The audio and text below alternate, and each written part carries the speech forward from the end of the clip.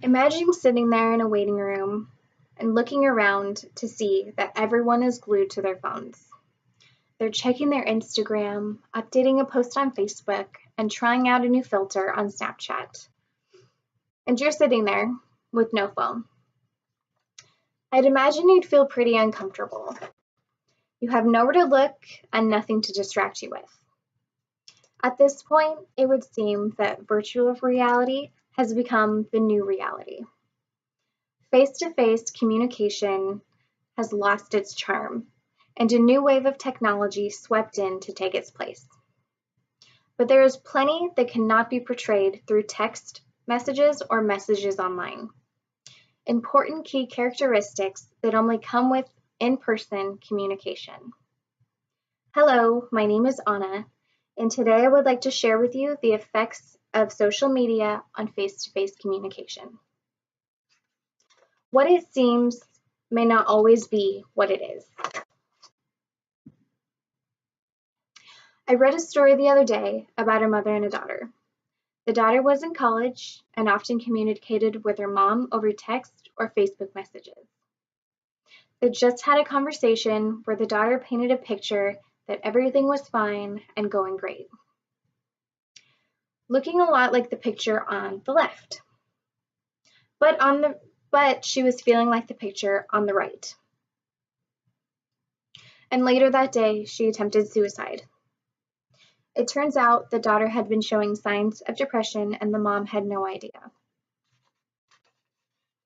She only knew what her daughter led her to believe. Maybe her mom would have noticed something off in her voice if they had been talking in person or over the phone, or her mom could have noticed something in her facial expressions.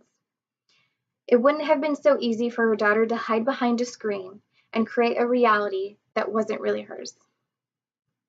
In the article, Is Social Media Sabotaging Communication?, the author reveals that only 7% of communication is based on the written or verbal word, and 93% is based on nonverbal body language.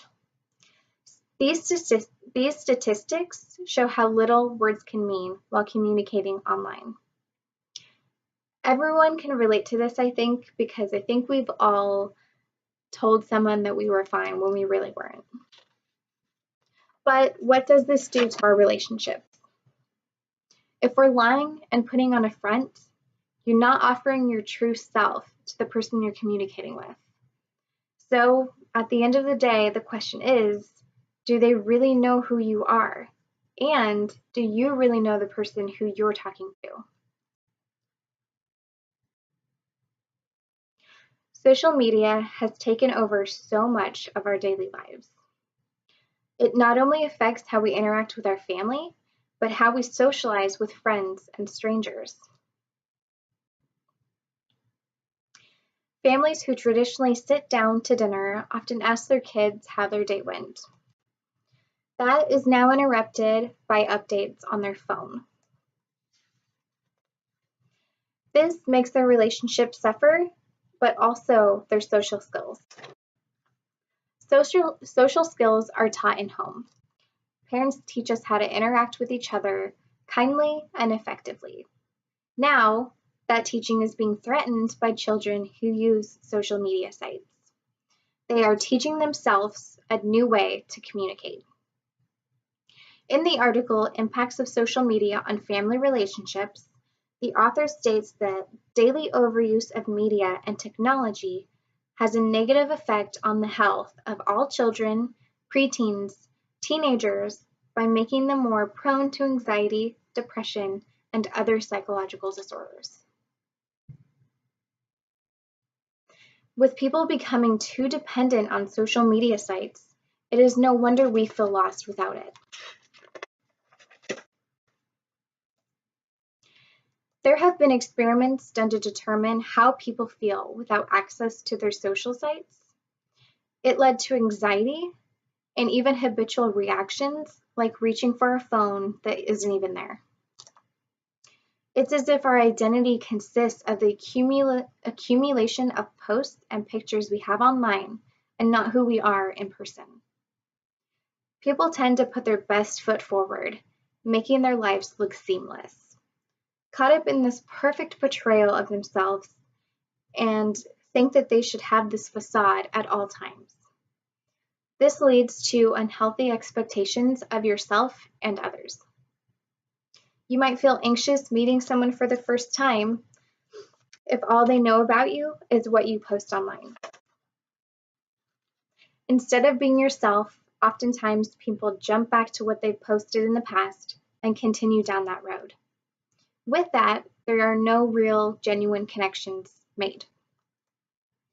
People connect through eye contact, body language, facial expression, and tone of voice. This is the recipe that makes up real communication and that leads to in-depth relationships. It is very easy to take a nonverbal message out of context. You might be a sarcastic individual and everything you can say through text message can be taken as rude. Or in an argument, it's not always what you say, but how you say it that can make a very big difference. In the article, The Importance of Nonverbal Communication, the author proclaims that the ability to understand an individual on a nonverbal level facilitates the strengthening of bonds, particularly when it complements conversations made with friends or partners. Everyone has their own body language that they do subconsciously. Those closest around us can tell when we're irritated and we don't even have to say a word. This is a whole other chapter of knowing someone, gained only by having face-to-face communication. So, to deepen our relationships with others and to strengthen our social skills, we need to set down our devices and interact with one another. The solution is simple. Disconnect from social media so we can reconnect in real life. You can take an hour to yourself without checking your social sites, or set down your phone to go outside and do something you enjoy, or make a pact with your family that you won't have cell phones at the dinner table.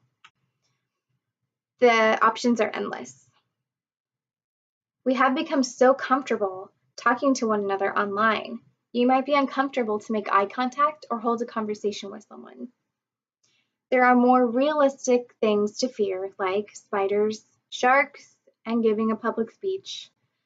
So I promise you, you will be fine and learn to appreciate what real life has to offer. Thank you.